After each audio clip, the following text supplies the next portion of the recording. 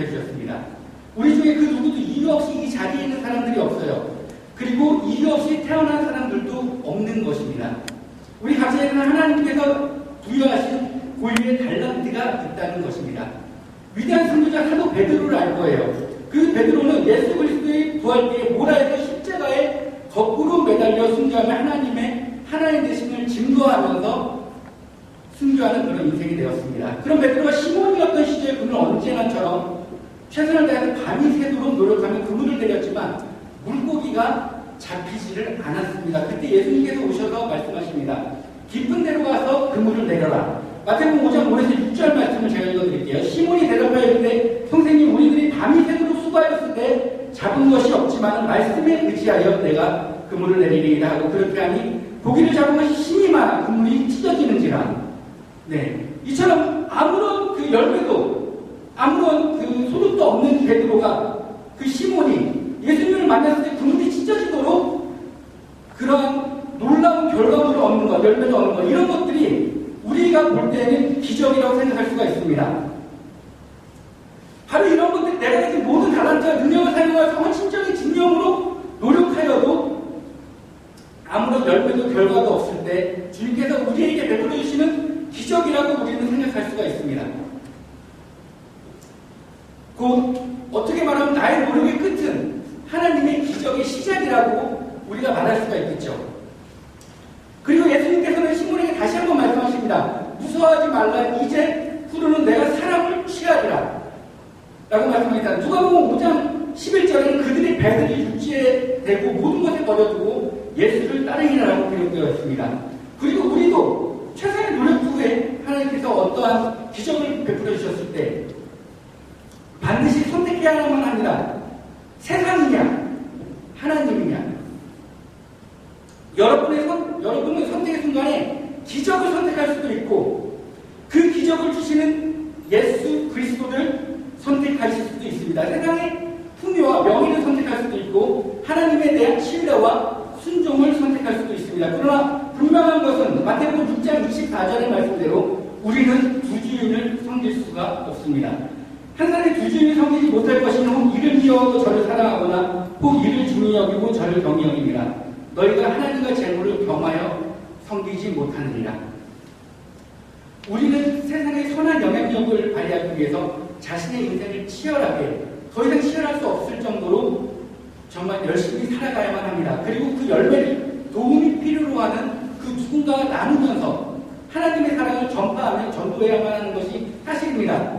하나님께서는 여러분들의 머리털까지 다 세심받으셨으며 인류를 창조하시다는 순간부터 인류 구원의 계획을 계획하셨고 아담과 하와가 선악과를 먹은 순간부터 인류 구원의 계획을 실행하셨으며 예수 그리스도를 이 땅에 보내셔서 인류 구원의 역사를 완성하셨고 지금은 성령님께서 우리와 함께하고 계십니다.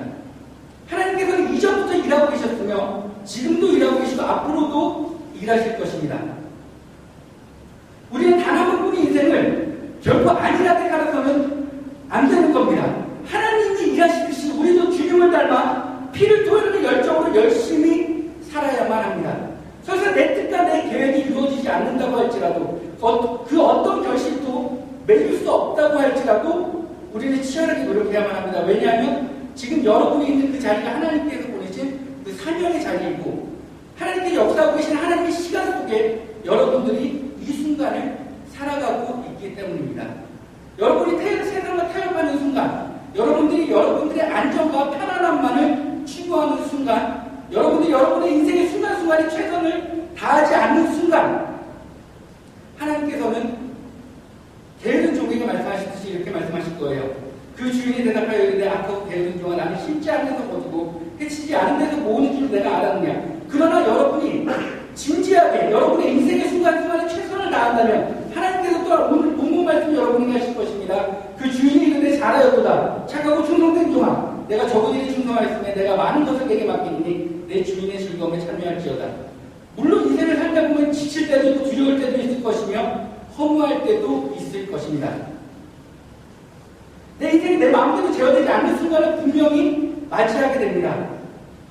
그러나 그런 순간에도 하나님을 온전하게 신뢰하십시오. 하나님께서는 여러분에게 새로운 힘을 주시고 여러분의 필요를 채우신다는 다시 온전하게 신뢰하고 기대하며 기다려 보십시오. 기독교인은 자신의 힘으로 세상을 살아가는 것이 아닙니다. 자신의 힘과 능력으로는 할 수 없으나 하나님을 온전하게 신뢰할 때 하나님께서 이루어주시는 기적을 바라보며 살아가는 인생이 바로 기독교인의 삶인 것입니다. 메가스터디에는 이런 공식이 있어요. 기적이 시그마 열망이라는 공식이 있습니다. 혹시 아시는 분 있어요? 네, 아시는 분들이 있는데 기적의 시그마 열망이라는 공식이 있는데요. 자신의 열망을 모으고 모아서 합하면 기적이 일어난다는 거예요. 그래서 여러분들의 수많은 선배들이 이 공식대로 열망하면서 그에 합당한 헌신적인 노력으로 기적을 이루어내서 좋은 대학교에 갔어요. 자기는 목표를 이뤘어요. 그리고 세상 사람들은 말하죠. 원대한 목표를 가져라. 큰 꿈을 품어라. 그리고 내 삶의 목적을 이루어내라. 이렇게 말을 합니다.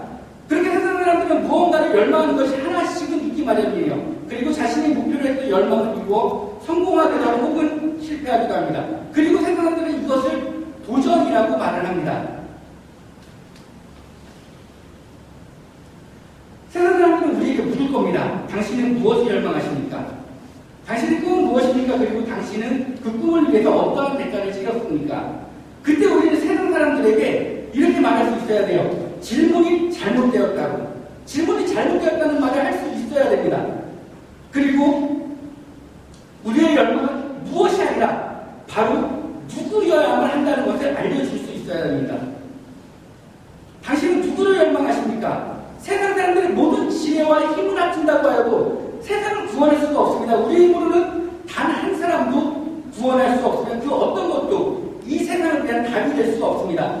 멸망으로 나아간 이 세대를 향한 우리의 대답은 오직 예수 그리스도, 그리고 우리의 열망은 오직 다시 오실 예수 그리스도 곧 재림의 구주인 것입니다. 우리가 그 무엇이 아니라 오직 다시 오실 예수 그리스도를 열망할 때 우리의 삶에는 기적이 일어날 것이며, 그리고 우리가 주님께서 허락하신 각자의 삶의 자리에서 최선을 다할 때 하나님께서는 우리를 통해서 하나님의 일을 이루어 나가실 것입니다. 그렇게 우리는 최선을 다하는 노력 인생을 살아가면서 하나님께 순종하는 법을 배워나가는 것입니다. 그리고 어느 순간 여러분의 인생에 하나님의 인자하심이 임할 때 우리는 하나님의 인자하심에 거하는 연습을 해야 하는 거예요. 우리는 언제나 성령 하나님과 교제하며 다시 오실 예수 그리스도를 맞이할 준비를 해야 합니다. 주님 오실 길을 예비하신 것은 우리 힘으로 하는 것이 아니라 성령님과 동행할 때 할 수가 있습니다. 누가복음 10장 38에서 42절에서 예수 그리스도는 이걸 영접하는 마리아와 마르다의 이야기가 나와요. 누가복음 10장 38에서 42절에 마리아와 마르다, 그 얘기 많이 아실 거예요. 네, 마르다가 주님을 대접하기 위해서 정신없이 분주하게 준비하는 동안에 마리아는 예수 그리스도의 발치에 앉아서 주님의 말씀을 들으면서 교제하고 있었어요. 이 마르다가 예수님을 위해서 음식을 준비하는 거에 너무 힘이 들어서 불평하다 예수님께서 이렇게 말씀하십니다. 주께서 대답하여 이르시되 마르다야 마르다야, 내가 많은 일로 염려하고 근심하나 몇 가지만 하든지 혹은 한 가지만이라도 족하니라. 마리아는 이 좋은 편을 택하였으니 빼앗기지 아니하리라 하십니다. 성자 하나님의 인재 속에서 마르다는 여전히 자신에게 최선을 다하는 노력을 하였고, 마리아는 주님의 인재 속에서 주님과의 교제 속으로 깊이 들어간 것입니다. 하나님의 인재가 우리에게 임할 때 우리도 선택해야 돼요. 나의 노력을 선택할 것인지 아니면 하나님의 섭리하심을 선택할 것인지. 마태복음 26장에는 예수 그리스도의 십자가를 지시기 전에 한 여자가 식사하신 예수님의 머리에 매우 귀한 향유 한 컵을 부었다는 내용이 있습니다. 제자들이 이를 보고 분노했습니다. 왜냐하면 그 귀한 향유 옥합을 비싼 값에 팔아서 가난한 자들에게 나누어 줄 수가 있기 때문이었습니다. 그러나 11에서 13절을 통해 예수님께서 이렇게 말씀하십니다. 가난한 자들은 항상 너희와 함께 있거니와 나는 항상 함께 있지 아니하리라. 이 여자가 내 몸에 향유를 부은 것은 내 장래를 위하여 함입니다. 내가 진실로 너희에게 이르노니 온 천하에 어디서든지 이 복음이 전파되는 곳에서는 이 여자가 행한 일도 말하여 그를 기억하리라 하십니다. 세상에서 정의를 외치는 사람들은 자신의 힘으로 유토피아를 만들려고 합니다.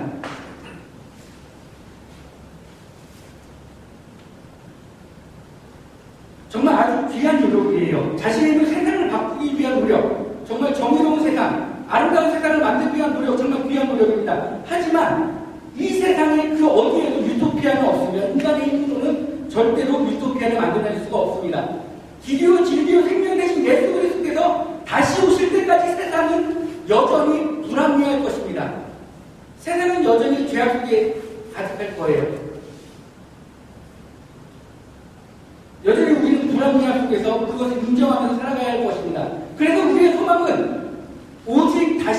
예수 그리스도여야만 하는 것입니다. 재림의 구주께서 오시기까지 우리는 청지기로서 주님께서 허락하신 삶의 순간순간에 최선을 다하며 하나님의 뜻이 이루어지기를 기도해야만 합니다. 이웃을 돌보아야만 합니다. 하지만 하나님이 임재하신 분께서는 언제나 하나님을 선택해야만 하는 것입니다. 우리가 나의 가장 귀한 것 하나님께 드릴 때, 하나님과 동행하며 성령님의 인도하심에 순종하는 삶을 살아갈 때, 하나님께서는 우리의 인생을 통하여 위대한 일들을 이루어 나가실 것입니다. 하나님께서는 우리를 예배자로 부르셨습니다. 우리의 인생은 곧 하나님께 드려지는 예배인 것입니다. 하나님께서는 우리에게 지금의 환경을 허락하셨어요. 지금의 삶이 어렵더라도, 답답하더라도 하나님께서 허락하신 어려움과 답답함입니다. 여러분의 삶의 현장이 아무리 힘들고 고되더라도 여러분이 가진 달란트와 재능이 혹시 다른 사람에 비해서 부족하다고 느껴지더라도, 여러분은 여러분이 있는 자리에서 여러분이 가지고 있는 것을 가지고 여러분이 할 수 있는 최선을 다하는 삶을 살아가야만 해요. 그래서 성경에 나옵니다. 피투성이가 되더라도 살아남으라. 피를 토하는 열정으로, 헌신적으로, 그런 노력으로 세상에서 버텨내라는 말입니다. 하나님께서 허락하신 삶의 자리에서 우리가 최선을 다하면서 헌신하면서 살아갈 때 하나님께서 반드시 여러분을 찾아와서 만나주실 것입니다. 베드로가 자신에게 최선을 다하며 밤이 새도록 노력하였을 때 예수님께서 그를 만나주셨습니다.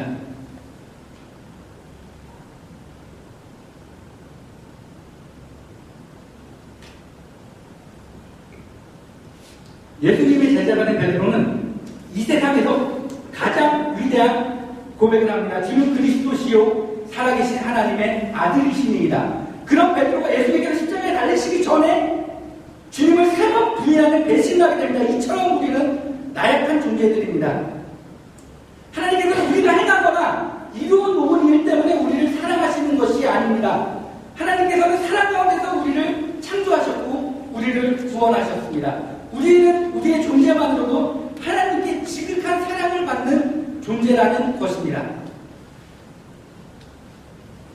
하나님께서는 세상 모든 인류에게 하나님의 사랑을 전파하도록 여러분을 선택하셨습니다.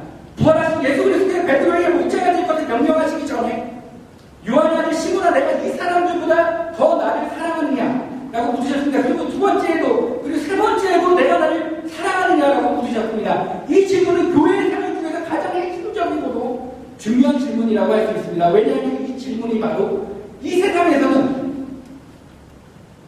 하나님의 뜻을 이루기에 적합하지 않은 우리 같은 부족한 사람에게 진정한 자신감을 가질 수 있도록 해주는 질문이기 때문입니다.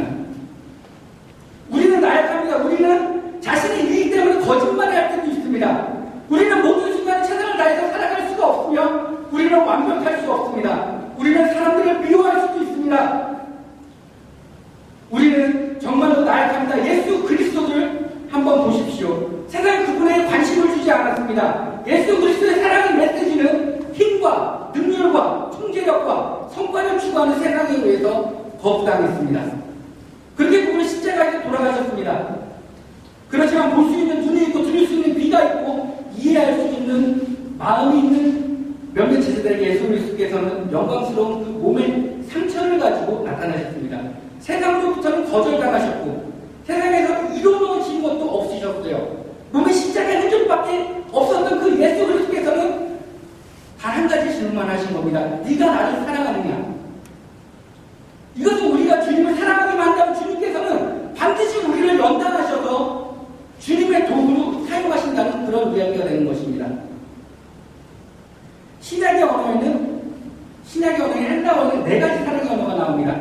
신의 사랑 아가페, 그리고 어머니의 사랑 스톨게, 그리고 우정의 사랑 필리아, 남녀간의 사랑 에로스, 그렇게 네 가지의 사랑이 나와요.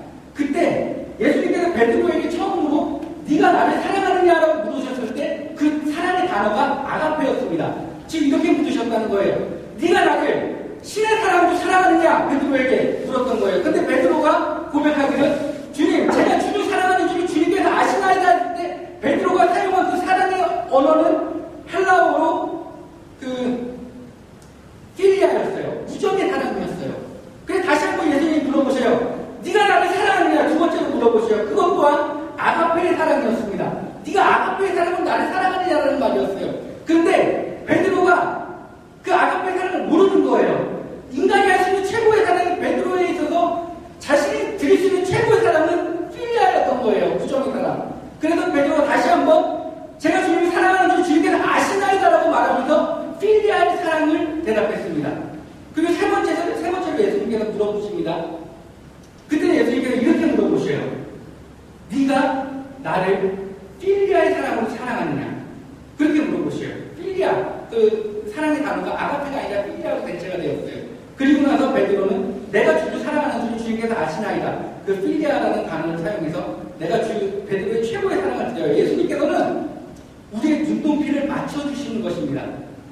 예수님께서 우리를 신의 사랑으로 사랑하셔요. 그러면서 예수님께서 너도 나를 신의 사랑으로 사랑할 수 있다면 사랑을 줘라 라고 하시지만 인간은 줄 수가 없는 겁니다. 신의 사랑을. 그런데 베드로는 자기가 드릴 수 있는 최고의 사랑만을 고백한 거예요. 우리도 주님 앞에 우리가 가진 최고의 사랑을 드리는 연습을 해나가야만 합니다. 그리고 베드로의 사랑을 받으신 예수님께서 베드로에게 마지막 사명을 부여하셔요. 내가 진실로 내게 이르는 젊어서는 내가 스스로 삐뛰고 원하는 곳으로 다녔거니와 늙어서는 내 팔을 벌리리니 남이 내게 삐뛰고 원치 아니하는 곳으로 데려가리라. 우리를 지극히 사랑하시는 주님께서 우리에게 내가 나를 사랑하느냐고 물으실 때 우리는 주님의 임재 안에서 우리가 드릴 수 있는 최고의 사랑을 주님께 드리는 훈련을 하면서 또한 하나님을 신뢰해야만 합니다. 여러분들은 하나님께 순종하는 연습을 해야 돼요. 그러기 위해서는 인내해야 합니다. 삶의 자리에서 버텨내고 돌파해야만 합니다. 예수님께서는 우리에게 섬기는 지도자가 되라고 말씀하셨습니다. 자신이 원하지 않는 곳이라고 하더라도 복음을 위해서 기꺼이 순종할 수 있는 능력을 가지라고 하셨습니다. 자신이 알지도 못하고 또 원하지도 않는 고통스러운 곳으로 순종하면서 가는 길은 결코 쉽지 않은 길일 겁니다. 그러나 하나님이 임재 안에 거할 때 그 길은 너무나도 쉬운 길이 되어버립니다. 우리의 진정한 행복은 순종에 있기 때문입니다. 우리는 나약하고 우리는 자기 자신에게 실망할 때도 많으며 좌절할 때도 많고 어떨 때는 모든 것들을 포기하고 싶은 순간이 올 수도 있습니다. 우리 삶에 만연해 있는 포기, 배신, 거절, 단절, 손실, 상처 등은 우리를 좌절시키려고 합니다. 하지만 절대로 좌절할 필요가 없습니다. 왜냐하면 예수 그리스도의 승리가 곧 우리의 승리이기 때문입니다. 예수 그리스도의 십자가에서 죽으시고 부활하시고 사망 권세를 이기시고 승리하셨습니다. 그 승리의 주님께서 우리의 주인이 되시며 우리는 주님의 것입니다. 하나님께서 우리에게 고통을 허락하실 때, 하나님께서 우리에게 고통을 허락하실 때 주님께서는 우리가 그 고통을 함께 짊어지고 가신다는 것을 기억해야만 합니다. 이사야서 53장 5에서 6절 말씀대로 예수 그리스도께서는 도살장에 끌려가는 양과 같이 되셨고 십자가에서 주님의 모든 권한은 박탈되었고 주님의 모든 능력은 정지되었습니다. 십자가에서 우리의 모든 죄를 대속하시기 위해서 하나님께서는 예수 그리스도를 완전히 버리셨고 예수 그리스도는 모든 저주를 온몸으로 감당하셔야만 했던 것입니다. 예수님은 그 누구의 지원도 받으실 수가 없었습니다. 제대로 예수님께서 멸시당하시고 조롱당하시면서 책수당하시는 동안 예수님을 버리고 배반하고 도망쳤습니다. 예수님은 사람들로부터 네가 하나님의 아들이라면 네가 그렇게 위대한 사람이라면 십자가에서 내려와서 그것을 우리에게 증명해보라는 조롱의 말들을 들으셔야만 했습니다. 그 모든 고난과 저주를 예수 그리스도께서는 우리를 대신해서 십자가에서 온몸으로 감내하셔야만 했던 것입니다. 우리는 모두 용서받아야만 하는 죄인인 것입니다. 그리고 예수 그리스도를 믿을 때 주님의 승리는 곧 우리의 승리가 된다는 것을 믿으시기 바랍니다. 주님께서는 그렇게 우리를 높여주셨습니다. 그러므로 어떠한 좌절 속에서도 어떠한 흔들림 속에서도 결코 여러분 자신의 존재를 깎아내리거나 멸시하지 마십시오. 하나님께서는 우리와 함께 하십니다. 요한일서 3장 1에서 2절에 보라 아버지께서 어떠한 사랑을 우리에게 베푸사 하나님의 자녀라 일컬음을 받게 하셨는가. 우리가 그러하도다 알지 못합니다. 사랑하는 자가 우리가 지금은 하나님의 자녀라 라고 기록되어 있습니다. 우리가 하나님의 자녀라고 단순하게 불리운 데서 끝나는 것이 아닙니다.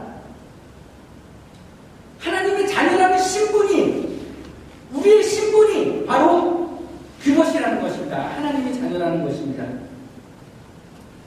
주기철 목사님이라고 독립운동을 하시는 목사님이 계세요. 굉장히 유명한 목사님이신데 여러분들 모르실 수도 있어요. 그런데 그분이 이런 말씀하셨습니다. 순교하신 분이신데 인간으로 십자가를 진다는 것은 불가능합니다. 그러나 십자가를 지겠다는 생각만 하면 내가 십자가를 지는 게 아니라 십자가가 나를 지고 갑니다. 그러면 골고다까지 이룰 수 있습니다.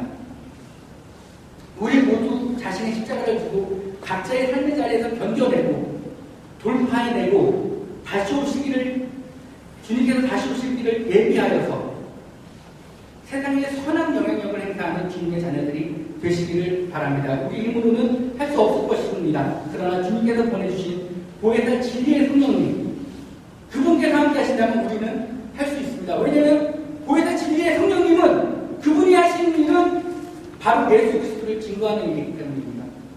보혜사 진리의 성령님께서 오시면 우리는 예수 그리스도를 믿을 수밖에 없어요. 왜냐하면 성령님께서 예수 그리스도가 살아계시고 우리를 위해서 죽으셨고 우리를 위해서 다시 살아나셨고 우리를 위해서 존재하시고 우리를 위해서 천국에 계시고 다시 오실 것이라는 사실을 우리로 하여금 믿게 해주실 것이기 때문이에요. 보혜사 진리의 성령님께서 다른 일 해주시는 게 아닙니다. 바로 예수 그리스도의 살아계심을 여러분들한테 똑똑하게 체험할 수 있도록 능력을 주실 것입니다. 기적을 베풀어 주실 것입니다. 그 순간 여러분들이 예수님의 살아계심을 믿게 될 거예요. 성령님을 받아들이는 순간. 그러므로 성령을 받으십시오. 성령으로 충만해지시고 성령님을 의지하시기 바랍니다. 우리의 힘으로는 할 수 없습니다. 그러나 성령님께서 함께 하신다면 우리는 할 수 있습니다. 우리의 달란트, 그 달란트는 성령님과 동행할 때 진가를 발휘하게 될 것입니다.